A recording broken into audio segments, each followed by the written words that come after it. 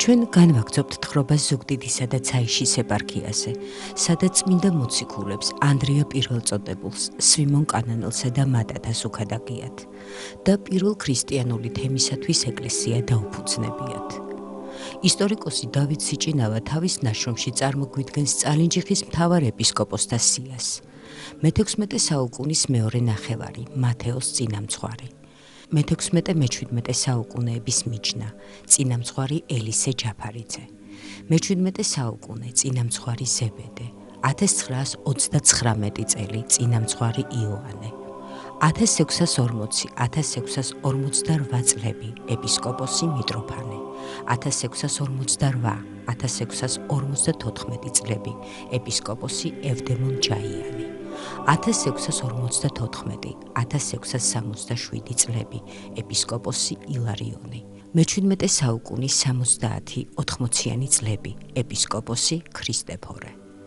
საყურადღებოა მე-19 საუკუნის მეორე ნახევრის და მე-20 საუკუნის დამდეგ სამეგრელოში მოღვაწე სასულიერო პირების მოშურნეობა ქრისტიანობის დასაცავად. ამ ისტორიას გვამცნობენ მათი ახლობლებისა და შთამომავლების მიერ შემონახული ხელნაწერი დღიურები, სეპირი გადმოცემები და ასე შემდეგ.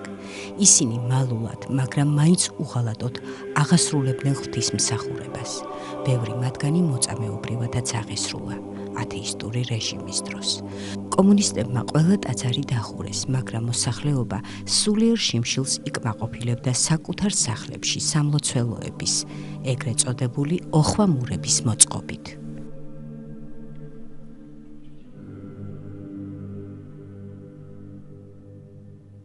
ჩვენ პირველ გადაცემაში სქურისფერის ცვალების ტაძრის ისტორია გაგაცანით.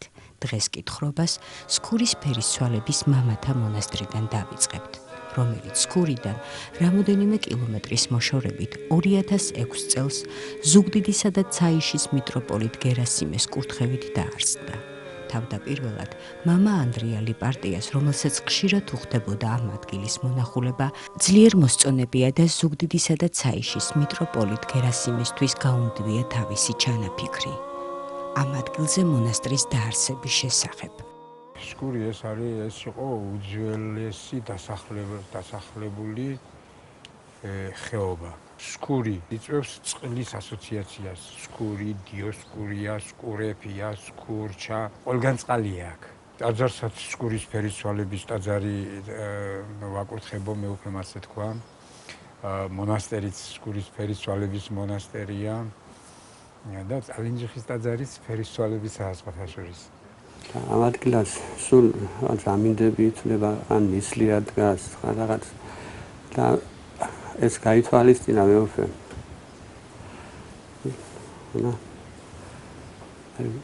მოუხდებაო, რომ ფერიცვალების მონასტერი იყოს ეს ადგილიო და ამენელა დავიწყეთ ლოცვით.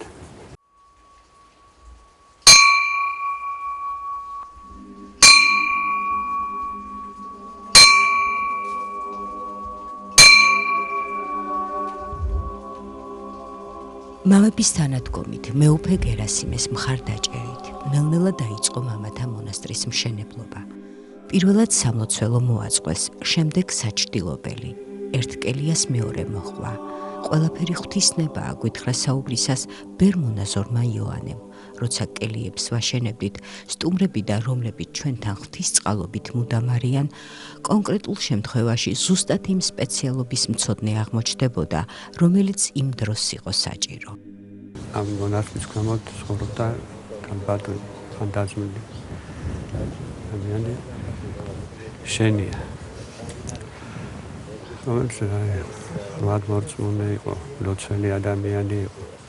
ამ ხეობაში ერთადერთი ადამიანი, რომელიც ლოცვილობდა. და შვილიშვილებს ეუბნებათ, რომ აქ მონასტერი აშენდება ამ ადგილას წინასწარ. თვითონ მოესწრო ამას ეს განბატონი, რაც მონასტერს თავისი მიწან შემოსწირა, თან გაუხატა. 105 წლის ასაკში გარდაიცვალა ეს განბატონი. მონასტერში პირველი მოსავალი პატარა ბოსნიდან მიიღეს, შემდეგ დაირგო ხეხილი, გაიჩინეს ცხვარი და ძროხა და კიდევ ფუტკარი. მოაწყვეს პატარა საკალმახე, დარგეს სხვადასხვა ჯიშის ვაზი. ერთმა სტუმარმა მონასტერს ოქროს თევზებით შესწირა.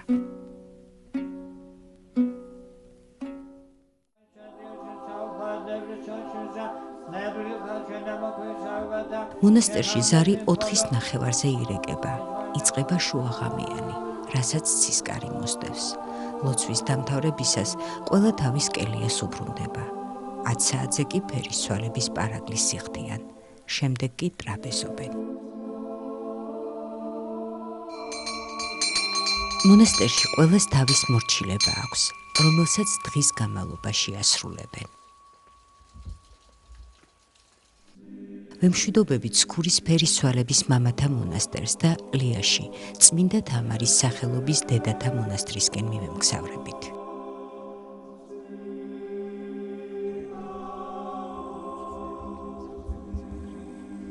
მონასტრის ეზოში მონაზონი მარიამი შემოგვეგება.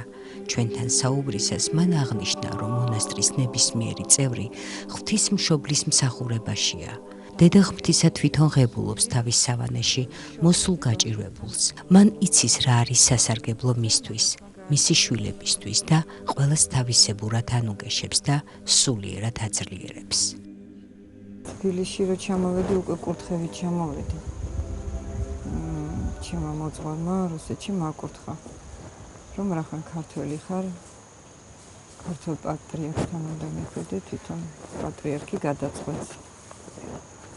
და რო ჩამოვედი თბილისში, 3 დღე საპატრიარქოში ცხოვრობდი და მე პირდაპირ იქიდან წმინდესმა მაკურთხა და მე კორცხელში წამოვედი.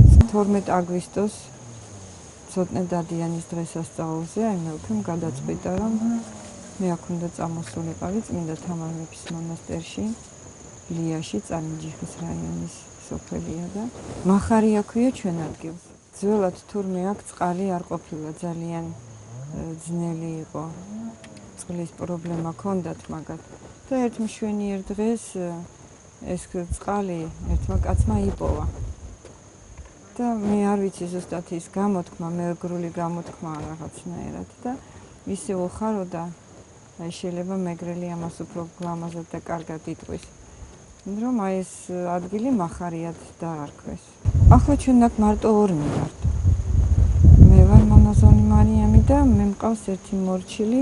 ჩვენ ვცდილობთ, ძალიან ვცდილობთ. აი როგორც ჩვენ კორცხელში გქონდა ტიპიკონს მიგვაძოთ, 4-ის ნახევარზე ვდგებით, 4-ზე ვიწყებთ შუაღამიანს, მერე ცისკარს და მერე ჟამნობას. მერე 9 საათზე გვაქვს ტრაპეზი. აქ ბაღს ვუვლით, თხილია, ახლა ბევრი თხილია და თხილს ვაგროვებთ. მერე 3 საათზე ვკითხულობთ ღვთისმშობლის პარაკლის. 4 საათზე იწყება მწუხრი და თამარ მეფის პარაკლისი და მერე 9-ზე ვლოცულობთ სერობას და უბიწოს. ჩვენ გვაქვს სპეციალური ღვთისმშობლის ლოცვა, უბიწო ქვია მაგას. აქ ამ ტერიტორიაზე, მონასტრის ტერიტორიაზე მარტო ეს საცხოვრებელი სახლი შეგვდა. და იმ პატარა სამლოცველოც მოვაწყვეთ და აქ ვლოცულობთ. ვემშვიდობებით დედათა მონასტერს, წმინდა თამარის შემწეობა და მადლი არ მოკლებოდეთ მონასტრის მრევლსა და მის სტუმრებს. ლევან მატყუამ ქველმოქმედმა და ღვთისნიერმა ადამიანმა ჯვარის ტერიტორიაზე ლემატუეს უბანში ანდრია პირველწოდებულის სახელობის სამონასტრო კომპლექსის მშენებლობას ჩაუყარა საფუძველი, რომელიც 2011 წელს დასრულდა. ტაძარი წმინდა ანდრია პირველწოდებულის სახელზეა აგებული და მონასტერი წმინდა ნინოს ფარველობის ქვეშ არის. მონასტერში დაბრძანებული ხატები ღვთის დიდი წყალობაა. ჩვენზე თორემ 4 წლის განმავლობაში ამ დიდებულ ხატებს ჩვენ აქ თავს ვერ მოვუყრდით. ღმერთმა გვანუგეშა ამ ხატებით დედა ღვთისმშობელმა და ჩვენ ალბათ ყოველდღე თითეული ჩვენგანი მადლიერებას ხმამაღლადაც გამოვთქვამთ ამ დიდი ნუგეშისათვის, ამ დიდი სასწაულისათვის. მონასტერში ამ ეტაპზე 9-ნი ვართ, მოგეხსენებათ მონასტერში. დღეს შეიძლება 9 იყოს, სხვა 5 ან პირიქით 25 და ასე, მაგრამ დღეს 9 კვიდრია მონასტრის და სტუმრები ღვთის შეწევით. მადლობა ღმერთს, ვართმევთ ღვთის შეწევით წმინდა ნინოს. ძალიან დიდი მფარველობით და წმინდა ანდრია პირველწოდებულს. გადაცემას წმინდა პავლე მოციქულის სიტყვებით ვასრულებთ. ხორციელი წვრთნილება წუთ ერთ ჟამს სარგებელ არს, ხოლო ღვთისმსახურება ყოველითვე სარგებელ არს. რამე თუ აღთქმა აქვს ცხოვრების აწინდელისა და მერმისა.